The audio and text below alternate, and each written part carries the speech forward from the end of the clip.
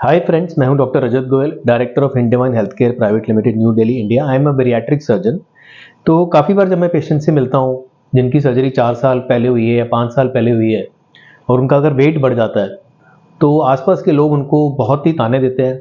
देख ले, मैंने बोला था ना सर्जरी खराब है, वेस्ट कर ली तूने पैसे, टाइम वेस्ट कर लिया, अब क्या करेगा, अब क्या करेगी।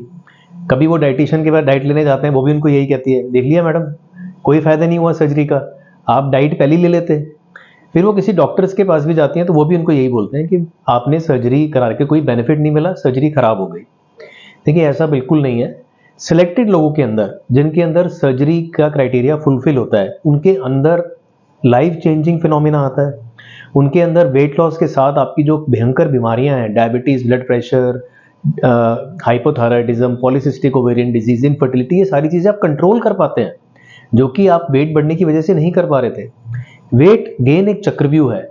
चक्रव्यूह क्या है कि आप उसके अंदर गए, खाना आपका कंट्रोल में नहीं रहा, एक्टिविटी बंद हो गई, वेट बढ़ने लग गया और खाना खराब हो गया क्योंकि इसका आपको स्ट्रेस आया।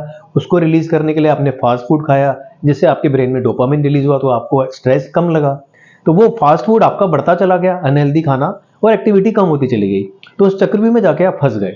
जब सर्जरी होती है तो चक्रव्यूह रिवर्स हो रहा है। खाना आपका कंट्रोल हो रहा है, हार्मोन्स आपकी हेल्प कर रहे हैं, आपको वॉकिंग करने लायक या फिर एक्सरसाइज करने लायक बना रहे हैं।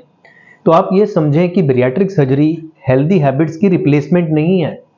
बैरिएट्रिक सर्जरी हेल्दी हैबिट्स को सपोर्ट करने के लिए है।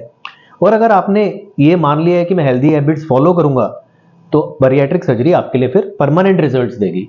लेकिन अगर आप हेल्दी हैबिट्स फॉलो नहीं करना चाहते, बैरिएट्रिक सर्जरी के साथ लड़ना शुरू कर देते हैं कि 3 महीने का टाइम निकाल लो, या लिक्विड डाइट है उसमें जूस पीते रहो, या फिर जब सॉफ्ट डाइट पर आए तो उसमें फिर कोई टेस्ट, छोले भटूरे टेस्ट करके देख लो, ये टेस्ट करके देख लो।